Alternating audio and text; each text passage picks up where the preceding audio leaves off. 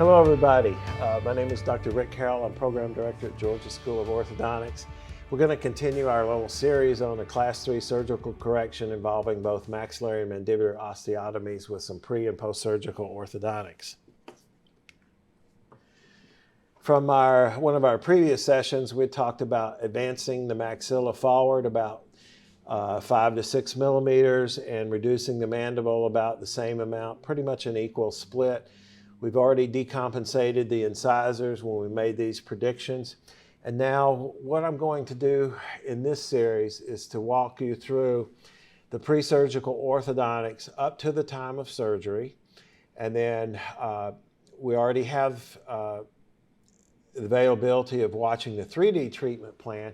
And remember, your treatment plan can change based on your initial records versus your pre-surgical records, because as accurate as we think we are with tooth movement, we're not always 100% accurate. So we have to be very, very conscientious about not basing our surgery only on our first surgical prediction that was taken before teeth were ever moved. So remember we had an almost equal split of a maxillary advancement and a mandibular reduction. We had a bicuspid extraction, a maxillary arch, and none in the mandibular arch. So we have to be cognizant that when we put our canines into a Class 1 relationship, if we had lower molars, they would end up as a full step Class 2 because of the 2 bicuspids in the lower arch and only 1 bicuspid in the opposing arch. So it's a little more difficult to assess molar relationship because they are missing. All right, so here's our initial bond up, and you can see that we're on all the teeth in the lower arch. We're not completely tied in, but looks like a 14-night tie, 16-night tie, somewhere in there. And we stayed off the 2 maxillary lateral incisors. Kudos to the resident for skipping those, because all that would do is hyperprocline the maxillary incisors, fitting those teeth in, and then we'd have to retract them. So we're basically round tripping the teeth. We're flaring them and then uprighting them. And we don't need to do that.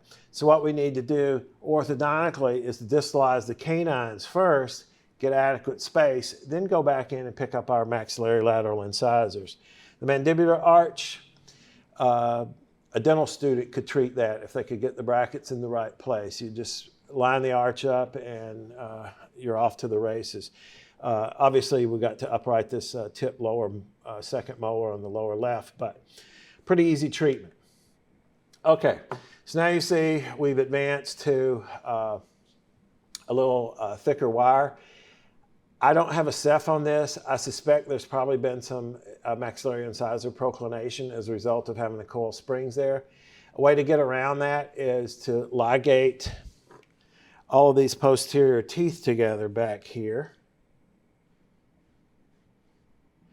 and then run a chain up and just retract the canine without using the coil springs. So that would probably been a little easier way of doing this without flaring the incisors forward, but we're going to recover from this. But I do detect that there have been some maxillary incisor proclination. And you can notice, you can see clearly that this lower arch is starting to line up, and this tooth is already starting to upright over here. And now we've got the maxillary lateral incisors in place. I did want to go back and point out one thing for our orthodontic portion of the crowd. Let me back up here. The roots of these teeth are clearly in the palate. Remember from the development of the permanent dentition, our maxillary lateral incisors are typically inset from both the central incisor and the canine, which means the root of that lateral incisor is somewhere back in the palate. So when we bring that tooth forward, if we're not careful, we'll tip the crown forward but leave the apex back in the palate, and it'll have a funny look to it adjacent to these maxillary and central incisors that we're trying to upright. So a good thing to do would be to invert the brackets on the lateral incisors, and that will help bring the roots more facially. So it's basically putting in negative root torque. Normally the torque on the lateral incisor is 10 degrees. We flip that over, now it's minus 10. So that'll help bring the root apex forward in the setup for this surgical case. Just because the case is having surgery doesn't mean you can throw your orthodontic rule book out the window. We just have to have some modification of those rules. Okay, so a good thing to do would be to flip those brackets, and let's see if that happened. Well, if I'm looking here, I can see the dot is mesioincisal instead of distal-gingival, and I see the same thing over here. It looks like it. I'm not 100% sure, but at least on the right side it was inverted, and so that will help with our root torque situation. And here's the patient as we've gone ahead and lined the rest of the incisors up. We're getting into some big wires. We're closing the rest of the space. And there are the arches, so we have some space left to close. And ideally, in a perfect world before surgery, we'd like to have all our spaces closed. When we start closing space after surgery, it can be a bit dicey.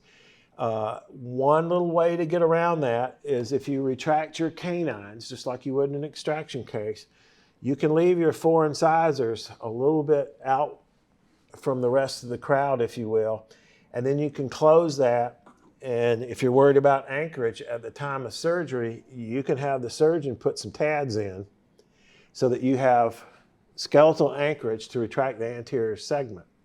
So just picture it as a giant Iowa space if you had a bunch of space distal to your laterals. Normally, we'll leave about a 0.5 millimeter to 1 millimeter, but if you need to leave more to get the surgery scheduled and all the things that have to happen for this to be successful, you can leave the 4 incisors out just a little bit from where their eventual home base is going to be, but you need to consider the anchorage for that as well. So here we go. We got the lower molars uprighted, teeth are aligned. We got a little space in the lower arch down here. We need to close that up. Notice what's happened to his negative overjet. It's gotten a lot worse. Why? We've uprighted the incisors and we've maxillary incisors. We've proclined the lower incisors. And notice the correction needed now. All of a sudden, we've got to do greater than a 7 millimeter jump. We're closer to 10 millimeters because the tip of this canine is right about where my pointer is. So we've got 2 or 3 millimeters, and then we got another 7 millimeters. So that turns out to about a 10 millimeter skeletal change that we have to effect. And we see the same thing on the opposite side here. The canine normally would articulate right in here, and it's not only past the embrasure here, the tip of this canine is about where my pointer is. So again, we have about a 10 millimeter correction, and that's exactly what we had predicted. So now you can see the spaces are pretty well closed up. The space in the lower arch is gone. There's just a smidge of space here. But as long as nobody's trying to close that space between the time we take our pre-surgery records and the surgery itself, we can live with that during the surgical procedure. It's not a deal breaker. Here's our panorex. It looks like our roots are fairly parallel. That's normal to see this big widening of the periodontal ligament space in active tooth movement, especially in an adult. So everything looks pretty good. And you can see the negative overjet has just sailed off the charts now. So it's not even close to where it used to be. But let's look at our, let's see, lower one to GOGN. We're at 93. So we actually exceeded what we had predicted. Now, you have to be careful about what you're measuring against. There are different ways of measuring incisor to mandibular plane angle, so you have to be consistent with those. You can't switch back and forth. But you can see the incisors are proclined in the lower arch down here. Our upper incisors pretty much have stayed home. Here's another cephalometric analysis of the same thing, which maybe has numbers in a little easier position. Here's our lower one to mandibular plane. Now this one reads about 90 degrees, which would be close to ideal. Upper one to palatal plane, we're at 106. So maybe they're a little over uprighted, which is fine because as you'll see when we get done with this, they won't still be in that same position. All right, so there we go, pre-surgery. Our prediction, we were going to go from 76 to 83, and our actual value is closer to 90. So it actually just about doubled that. Upper 1 to palatal plane, we were predicting 120 to about 115. The actual value is 107. And so as we increase these incisor decompensations, it increases the surgical movements that are available for us. All right, so I took some progress models, had them printed, and then I used the old wristillator, as we used to call it, the hand-articulated models. And we can set them up, and if we get our midlines matched up, our canines class 1, you can see if we had a molar here, it would be in a class 2 relationship, and if we'd blown this space open for a complete molar, this would be in a class 2 relationship as well. So here's the arches ready to go to surgery. This is also very helpful in determining whether or not it's going to be a 1, 2, or a 3-piece Lefort procedure because of the width. We can do that on the scanned models, but it's nice to have hand-articulated models so you can really see what's going on with your patient. So these are the printed 3D printed models. And here's our 2D surgical prediction, which was going to be about a 10 millimeter, 11 millimeter change. So we've got 5.8 and 5.3. So that comes out to 11.3 millimeters of change that's going to happen as a result of this surgical procedure. This is our 3D prediction that Dr. Drew was kind enough to come up and comment on. But we use this for pretty much every surgical patient these days. So this is a maxilla first surgery, which is typical. If we have a 2-jaw surgery, in most cases, we're going to put our first splint on the lower arch and position the maxilla to fit into that splint without operating the mandible. And then we're going to fixate the maxilla, and then we're going to put in our interim splint, do our mandibular surgery, make that fit into the interim splint. So now we've got the teeth together, and then if we decide to, and you can see that it was decided to do this, we can add or subtract some of the chin point projection. Okay, so let's take a look here. Here's the pre-op position, the intermediate after the maxillary first surgery. And you'll notice, the casual observer, notice the contour of the nasal aperture up here. And notice there's a break in it now. And that's due to the advancement of the maxilla. That's the 5 or so millimeters of advancement. So instead of having a smooth contour and outline of the bone there, we'll see a step. And that's okay. And then you can see the final position where they did the mandibular surgery. And notice also we've added a chin down here. And here's the step from that as well. Okay? So this is our planned surgery.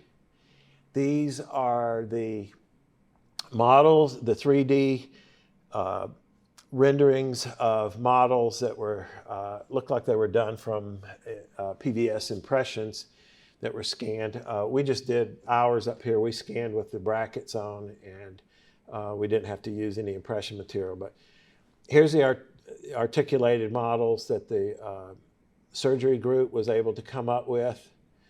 This is what it looks like in a 3D printed version. Here's that left side occlusion. There's the right side occlusion. And you can see this. You can see the similarity. We're pretty close. Maybe we're a little more class 1 here than we are here. This looks pretty good. It looks pretty close to what we predicted. Here's looking at the occlusion if you were standing on the dorsum of the tongue inside the mouth with the teeth closed, and you can see this pretty similar. And if we look at our surgical prediction over here versus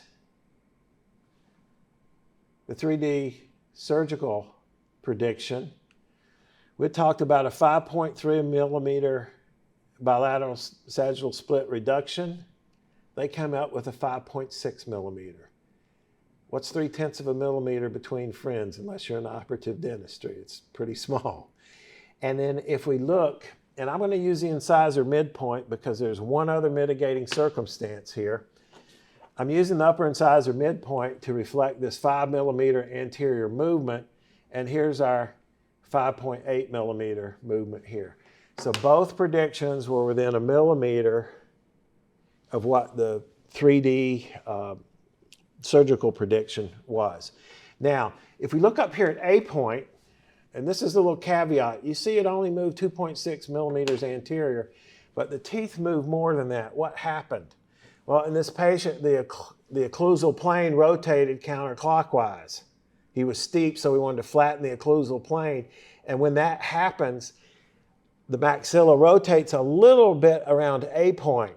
So it doesn't come as far forward, it doesn't appear to come as far forward as if it had just been a straight advancement. So that's the discrepancy there. So that's why I went to the upper incisor midpoint to demonstrate that we were at about 5 millimeters per jaw, the maxilla going forward, the mandible coming back. So here we go with our pre-surgical records. We're getting all ready to rock and roll with this. And here we are with our surgical hooks on. Most of the surgeons will like to have hooks between all the anterior teeth if possible. The molars, we don't have to worry about those too much. I like to wrap them up in bands myself. Students prefer bonding, but I know the fine folks at Emory prefer that there's some sheet metal around those molars because it's such a big deal when they break an attachment. So these are crimpable hooks on a 1925 stainless steel arch wire in both arches. And the student did a great job of contouring these hooks so that they're not constantly grabbing the lips. And you can do that with a tweed loop forming plier. It will do that for you. It's pretty easy to do. You can actually do it before you put them on, or you can do it once they're in the mouth. You can take your tweed loop former and just squeeze them, and it'll kind of roll them in toward the gingival tissue and make it more comfortable for the patient. So once this is in place and everything's tied up with steel, we do not, I repeat, we do not want any tooth movement from that day forward until the surgery is done. Because if you say you're still closing space on an arch wire like this, it won't fit into the splint at the time of surgery. So you have to think about who's going to be the next provider downstream and make sure you don't complicate their job by making a mistake on the front end. So we want to make sure there's no tooth movement going on. We're going to send that patient to surgery, and about a month later they're going to come back to see us and they're going to look like this. Positive overbite, positive overjet, midline centered, pleasing profile, midlines not only coincident to one another, but centered on the mid-sagittal plane of the face. Yes, we have a smidge of space to close here. Not a problem. We can take care of that. Notice the hooks are off now. We want to make sure when that patient comes back 2 weeks after surgery, you got to make sure, number one, they're comfortable. And sometimes they're a little bit gimpy, and it's hard to change the wires out. But ideally, we'd like to get the surgical wires out and put some 1925 fresh wires in and continue with our finishing process. Now, our goal is to finish this case within 6 months of surgery.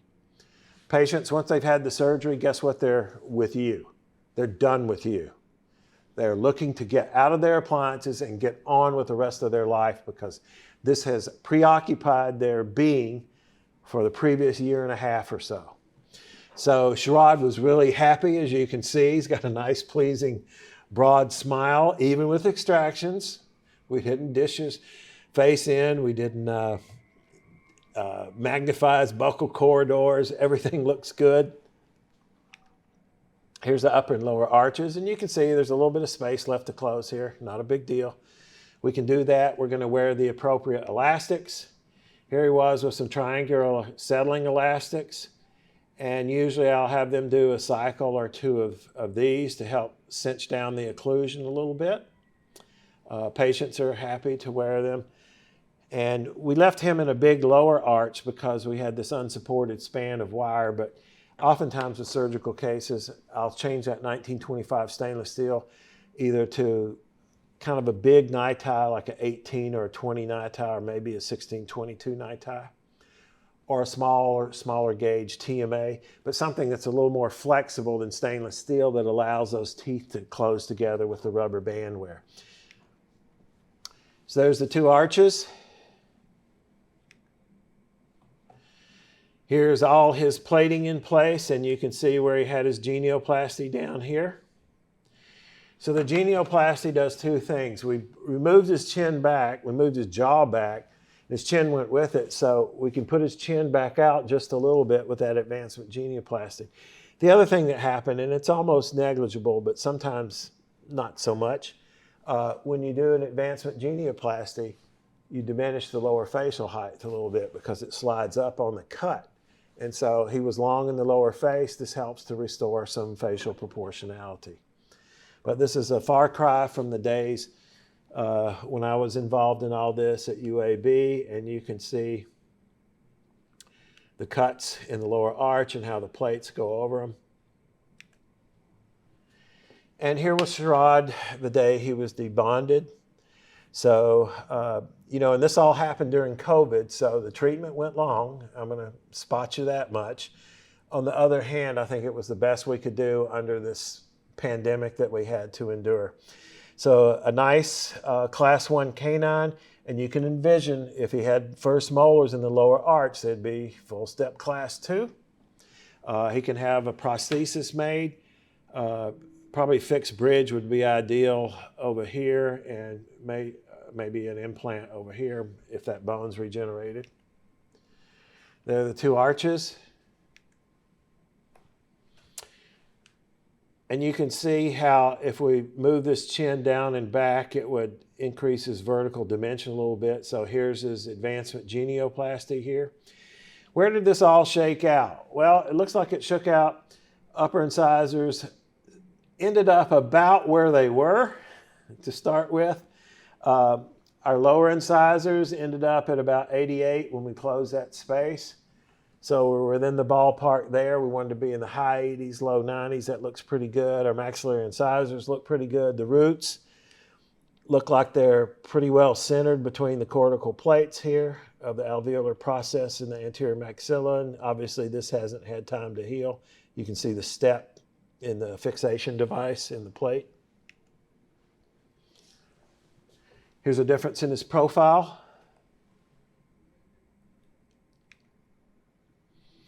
This was his pre-treatment and post-treatment.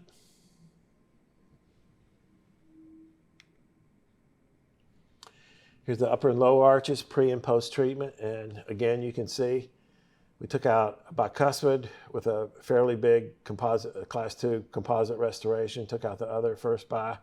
Spaces are all closed, looks good. Lower arch looks pretty good down here.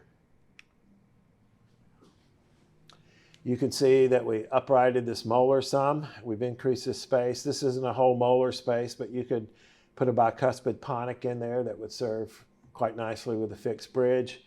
And it looks like the bone's regenerated down here a little bit. So quite possible that he could have an implant there as long as these screws didn't interfere with the placement of the implant. If not, he can have a fixed bridge. So you can see how the molar is uprighted with treatment. Nice job. And that's where he shook out, ladies and gentlemen. It was a very pleasing result for him. He was ecstatic with the result. I've never seen somebody happier over an ortho finish like that. So a lot of work, but a vast improvement, and he has a great deal more self-confidence. He smiles more, much more talkative, very appreciative of what we're able to do for him. So thank you so much for your attention today, and I hope you have as good results with your surgical case as this one. Thank you.